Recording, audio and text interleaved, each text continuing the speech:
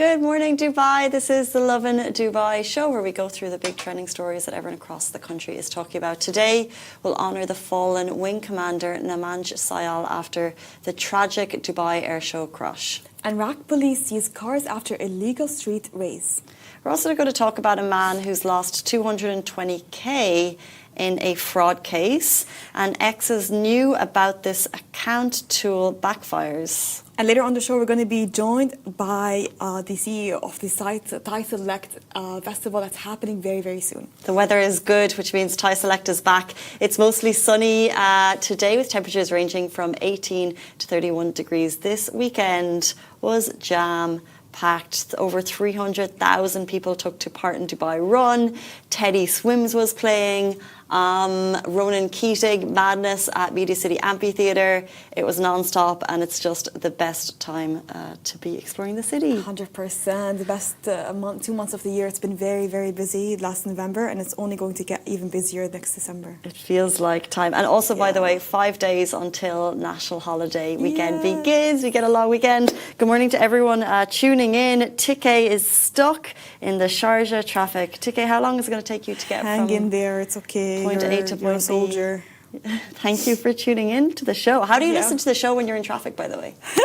Well, I'm just wondering. Maybe he places his phone in front of him, you know, when you have that holder, phone holder. And you've got the Lovin Dubai show on? Thank you. I hope we're that entertaining. Thank you. So many stories over the weekend. We're going to talk about illegal street racing. We're going to talk about a fraud case. But our top story today, we're going to discuss the fallen wing commander Namansh Syal following the Dubai air crash.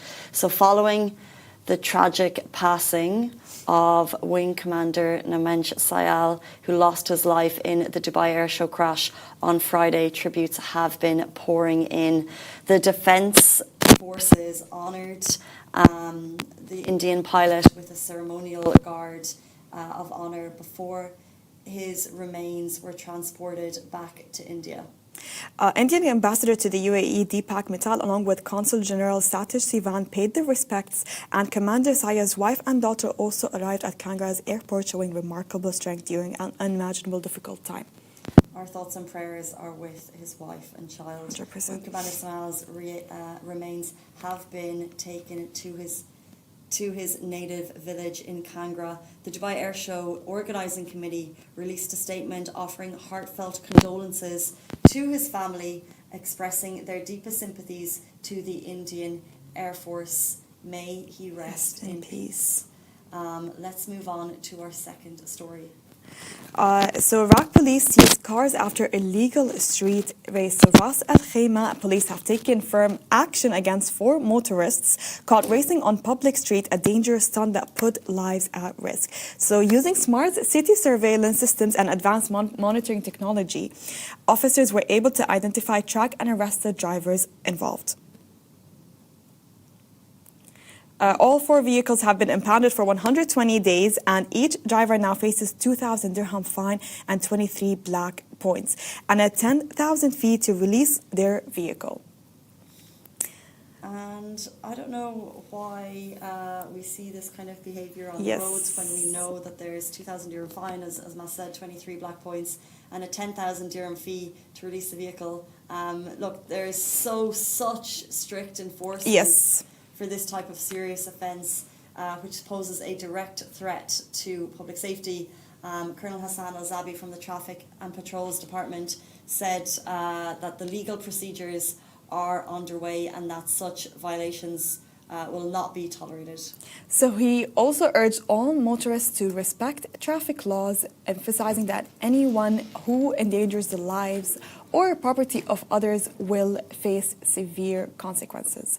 So this crackdown aligns with the Ministry of Interior's ongoing efforts to enhance road safety and reduce high-risk behavior on the UAE roads. Casey just needs to change her mic once again. Alain Court has dismissed a man's... So this is what's happening at Alain. It's really... I know why they use... we used to grow up hearing those stories of people racing in a line in Abu Dhabi road, and they used to always get caught. Like they would never allow such behavior on the roads. Or, you know, when they swerve, like what do they call it? What do they call this? Drifting. Drifting without proper licensing and without, you know, being surrounded in proper areas where there is protection. It's always been caught. But people use they take those long roads and very wide roads to their advantage to do the racing, and they do it very late at night.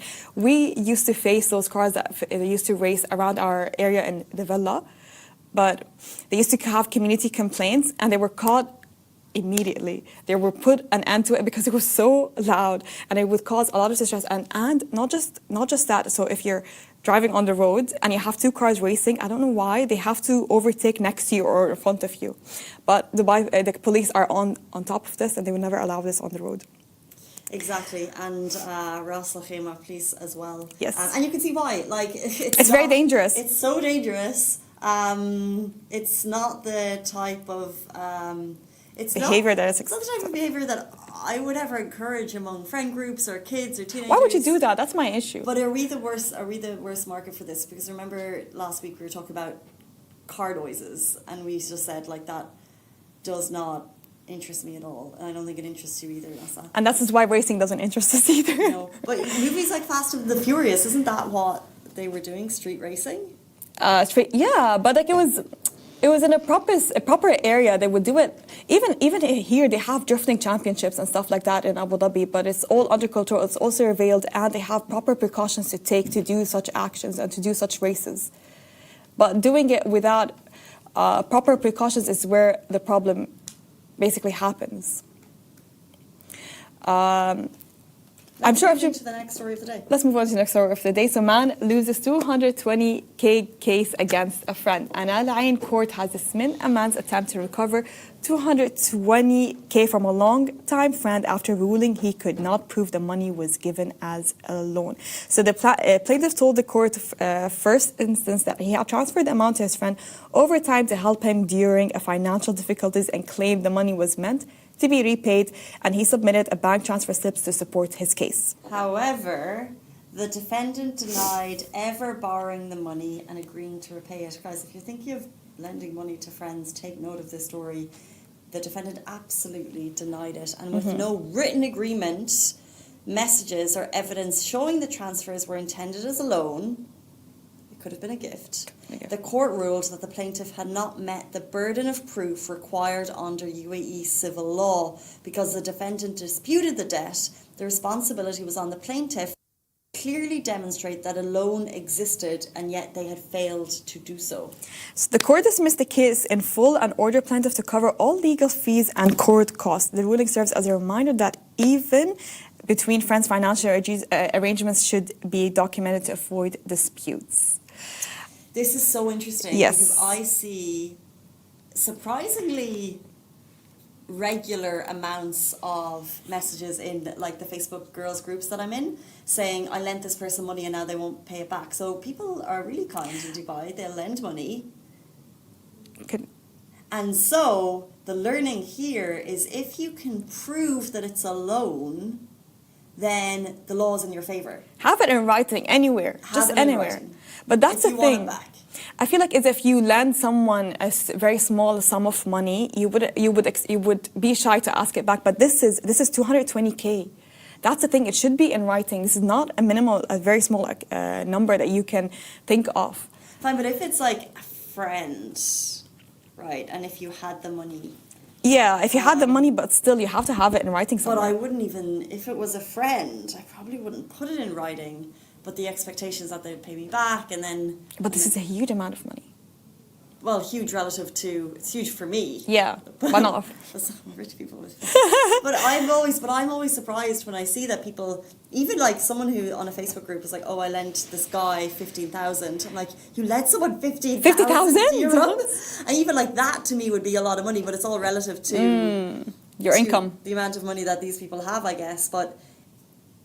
It's relative, but I think if it's a friend, you wouldn't think to put in writing. But it's very clear here that the law would be in your favour if you did put it in writing. So it's very clear that you must do that. And I think it's just to be on the safe side, just have it somewhere, because they even mentioned like not even WhatsApp messages that were sent as a loan. So how can you prove to the court that this was sent as a loan? But you know what? It got me thinking. Like you gave a friend as like a as a favor. You gave them money, okay, and you couldn't even settle it in court. What would happen to that friendship? Would it ever be back to normal? No. Would you ever be friends with this person again? No, but I feel like that's why friendships can fade. But like, what's and people aren't who you think they are always. True. That's the thing. Yeah. What's a deal breaker when it comes to friendship? That's the thing. If I lent 220k to someone, they didn't pay me back, I feel like that's the deal breaker. That's no way of return, basically. Yeah, there's a lot of things that you need to think about also. It's hard to let go, but... Another deal breaker, if someone chooses like their boyfriend over you. God, or those types of girls that would go an extra mile for a male but never for you? Yeah. Oh, God. Yeah. There's plenty of them. Anyway, let's move on to our next story of the day. We're talking about something big that's happening on X at the moment. So it's this... Basically, they have a new tool that has backfired. So Elon Musk's X, which is formerly Twitter, you can see some of the images might look familiar behind me. They rolled out a new feature called About This Account. And it's a feature that lets users use the country or region. Sorry, it lets users see the country or region an account is primarily based in, pulled from its IP address, right? So if you had gone on to Lovin Dubai, it should have said, we're based in the UAE, that's where we were formed, because that's what you'd expect. Now, the goal was simple in this case, was to fight misinformation by helping people verify whether an account is actually who and where it claims to be. But the feature sparked instant controversy. The tool immediately exposed fraudulent and misleading accounts. Many profiles driving online drama were revealed to be operating from places like Turkey, Nigeria, or Pakistan, not from where they claimed. Some of the biggest shocks came from accounts posting pro-Israel or Gaza-related content, including profiles pretending to be US journalists or activists, which were actually linked to operators in India or Turkey. And so then, following all this backlash, a U-turn from X. X has now paused the feature entirely, saying the data wasn't reliable because IP locations often change over time. The X head of product, Nikita Beer, said the feature will return soon with fixes like an optional region display and clear labels for bots. What you can see behind Massa, by the way, that was Hussein Sazrani, who is a well-known commentator here in the UAE. And he said, today on X, we met a lot of people from Kenya, India, Pakistan, Bangladesh, Nigeria, Indonesia, Turkey. So a lot of these accounts inspiring the debate and triggering AI, misinformation, false information, they're all bot accounts. They're not real people. They're being funded by people. I am so happy this is revealed because I've been saying for years and years since 2014. I remember it was during Gaza, another war was happening in Gaza, and I've been saying it for years. Those bots, don't trust them. They're bots on Twitter. They are meant to incite discussions and debates and fights. That's what they do. They want us to turn against each other. So let's say Irish and Palestinians. They want us to be against each other. We would never. Yeah, exactly. They would never.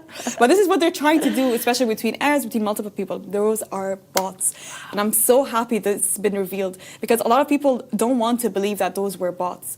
But you know what's so weird is that in some of them, it showed a face, right? And so when you see a face, like we've been on X, we've been using X for 15 years. And there's faces that I've seen, I don't know these people, but I feel like I know them because I know their political leanings, I know their stances, I know their takes, they say interesting things. I've never,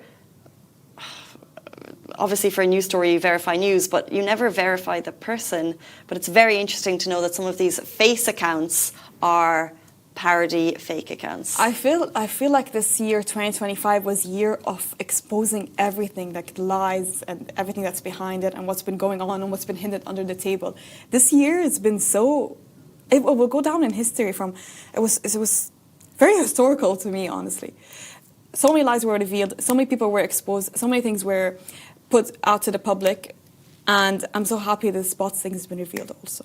Because finally I have something that I can go back to when I say those bots are intended to incite fights between exactly people. What they're doing. Yeah. Anyway, so now you know, Yeah, now I know. they're fixing it. But in fact, the controversy did exactly what it said it was going to do, which was lay bare where accounts were from. I did see one cute post and it was KFC Arabia and the location it was made in that lane. And the person was like, See? see? I've done one.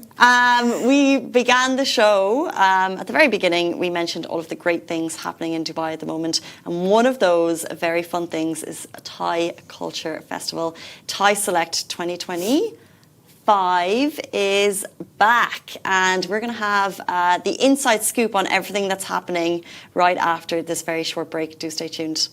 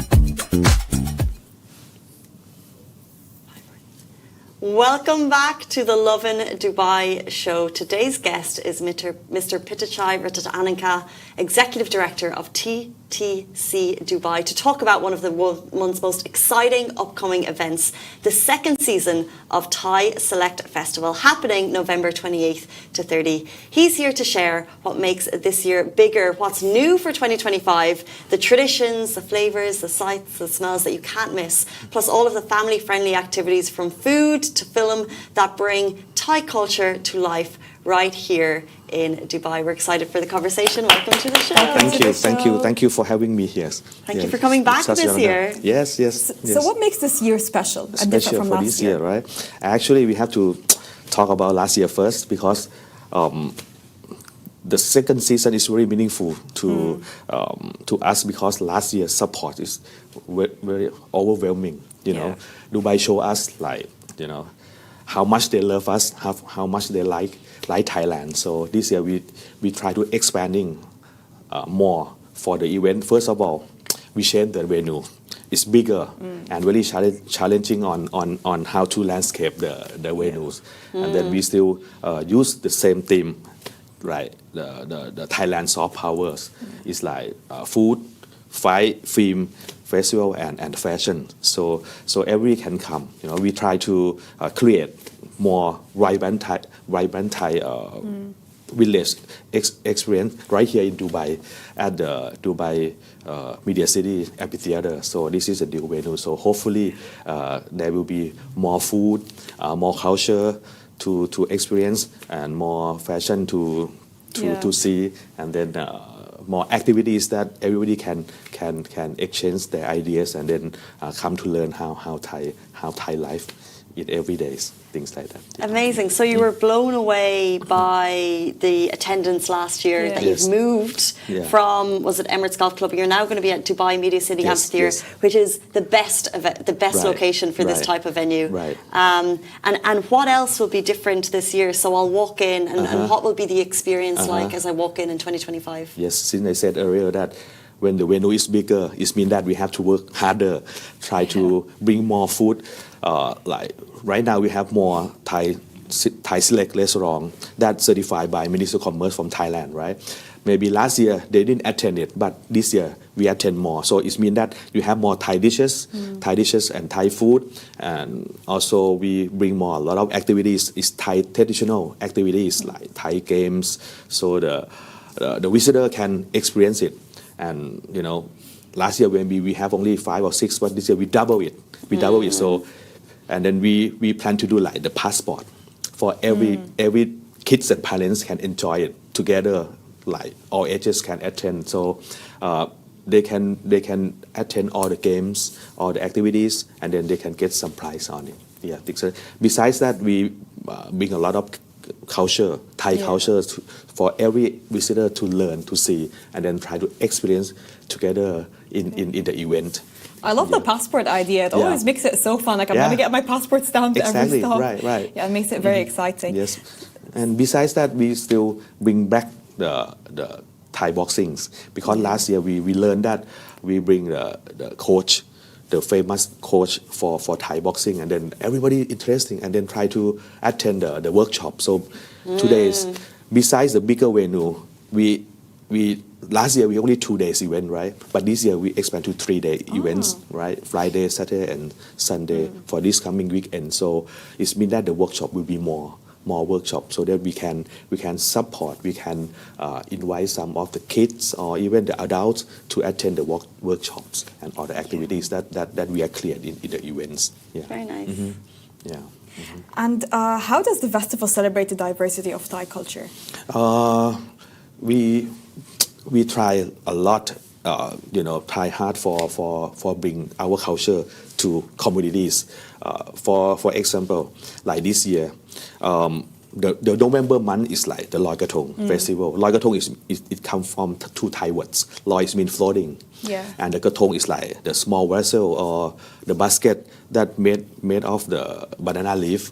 So the Loi Krathong is mean that you floating the small vessel to the river. We will imitate the pond, and then people can experience by Loi Krathong. So this ritual is mean that we try to floating the old things, Yeah. the not good things away, and try to make some more space for the positive things, the good thing, the new experience for next year, so that when you floating the old things, you get the new things back.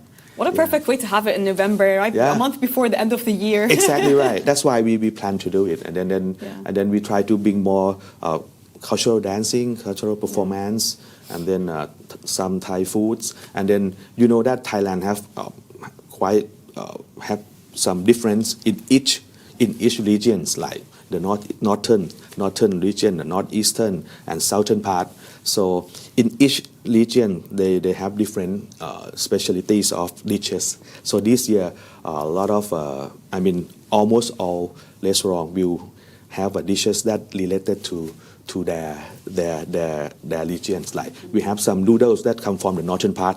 The visitor can taste it. We have some papayas that from northeastern. We have some dishes from the southern part. So everybody that entered the event can taste it, so that they can know some culture for each region of Thailand, things like that. Yeah. What an interesting cultural exploration.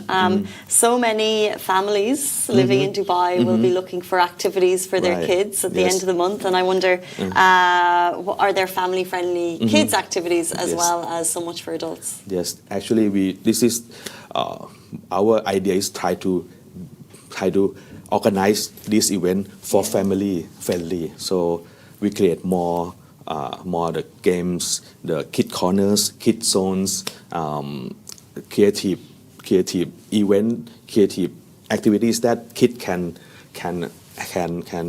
experience it with their parents. So like the passport things, right? Yeah. And then so hopefully when parents bring the kid to attend the event, so they can spend time together and learn how to play games, the Thai traditional games together. So besides they learn about the Thai culture, they can learn the bonded between family as well. Yeah, because Thailand always has an expanded family, so we know a lot that how to bond to each other. Yes. Yeah. Right. And a big part of introducing a culture here is the food. So what are must-try dishes coming in this? I'll be yes. hungry having this conversation. For this event, we try to bring more dishes, like not just the favorite one, like pad Thai, the noodles, right? And then the Thai Oh, green, that's my favorite. Thai green curry, right? But this year we bring more like street food or some region specialty dishes, like the noodle from northern part or some soup from the southern part, so that people can try and compare. Yeah. And then maybe the new dishes they might get more favorites besides true. the pad Thai or even the Thai green curry or tom yum soup, things like that. Yeah. And how does that work in terms of food? Are you connecting with restaurants here, or are you bringing chefs from Thailand, or how are you bringing all of these dishes together? That the main idea of this event, because we start by invite the Thai select certified restaurant in UAE. Right. Yes, Okay. that's the main part.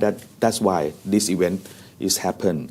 So the Ministry of Commerce from Thailand, they give us a mandate to give the award to the Thai restaurant overseas, especially in UAE, so that we have to inspect them, that to make sure that all the restaurant they can have the menu that really authentic and have a good atmosphere of Thai culture. So they finally, once they get the award, it means that every restaurant that attend the events, you make sure that you get the international standard of authenticity and qualities, the Thai qualities food. So exciting for Yeah. people who love Thai Yes. food. This will be a proper, Right. authentic Maybe visit. some little problem that it may be difficult for the visitor that they have to choose, because it's almost 20 Thai restaurants. And that's To why you attend. need to go twice and not one day once. Yes. Yeah. Prepare the stomach to have it. But also at the beginning, we briefly touched on fashion and film. Yes. Can you tell us a little bit how, for example, what Thai films, what stories are you planning to tell? Yes, we do create fashion shows that related to the gem and jewelry, because in Thailand we are really famous in cutting and finishing of gem and jewelry, right? So we have a good sponsor by Damani and Maharati, who are, they have a some gem jewelry that produced in Thailand. So they partner with us for do the fashion show. Besides that, we have a wedding dress that produced by Thai fashion designer. So we're gonna do the fashion show on the first day, especially. So hopefully the visitor can see, and then actually they can buy as well. Experience the whole Yes. culture, basically. And from yes, A to yes, Z. yes, for fashion, both the gem and jewelry and also the Thai classical dress. Yes, really dress. Interesting. Yes, Very yes. nice. Are there any event details that people need to look forward to? Anything that's not really made to the public yet? That when they go there, they'll be so excited to see. Besides this event, right? Yeah. Maybe next year at the end of January, we will attend the GA Food. The GA Food, and the reason that I said because it's going to be like more than 200 Thai companies to attend, and then there would be a lot of food companies to attend, so people can enjoy Thai products during that. And after that, we're gonna have like Thai select culinary tour, so that we can invite some influencers and also Lovin Dubai to make some tour to all the Thai restaurants in the UAE, and then let's see how they do the Thai dishes and explain the Thai dishes, and then the Thai culture as well. Yeah. Okay, so it's going to be eating, exploring, Yeah. learning, Yes. embracing all things Thai culture. But before you leave us, I think we're going to drop a little bit of a surprise, right? Like there's going to be something Yes. coming up for potential people visiting Thai Select. They could win something special. Yes. During the event for 3 days, right? We're gonna have like round trip ticket to Thailand. Okay, to Thailand. It's I everyone's think dream. as I plan to, we have at 2 tickets per day. So it means 3 days, 6 tickets round trip to Thailand. Wow. And then more than that, moreover, we're going to give 1 ticket for the Lovin Dubai followers today. So We love that I think so much. you guys That's amazing. will do something with your followers, right? And then Yes. hopefully they will You'll win. have the winner will get the round trip ticket to Thailand. Like experience it firsthand. Yes, you know? yes, yes. How amazing, and thank you so much to Thai Select My for pleasure, that. my The pleasure. Lovin Dubai audience, as Yeah. well as visitors to Thai Select 2025, will win round trip tickets to Thailand, as Yes. well as learning just so much more about Thailand. So thank you for Yes, bringing yes. more of Thai culture to Dubai. Just emphasize on the event will take place on this coming weekend, 28th to 30th of November. So at Dubai Media City Amphitheaters, 12 noon until 2 a.m. So please welcome everybody to enjoy the events. Hopefully, and it will be 3 days unforgettable weekend. Unforgettable. Thank you very much for having me here. Thank you. Thank you so much for coming back. you. 3 days, bigger, bolder, and better than 2024. They're back for 2025 at Dubai Media City Amphitheatre, November 28th to November 30th, and it's going to be so much fun. Thank you for All joining right. us today. Thank you. Thank you, My Masa. pleasure. Thank you, Casey. Thank And you. that Thank you, Masa. is Monday morning. We are done. We're back with you on Tuesday morning, same time, same place. Have a beautiful day. We'll see you then. Bye-bye. Bye-bye.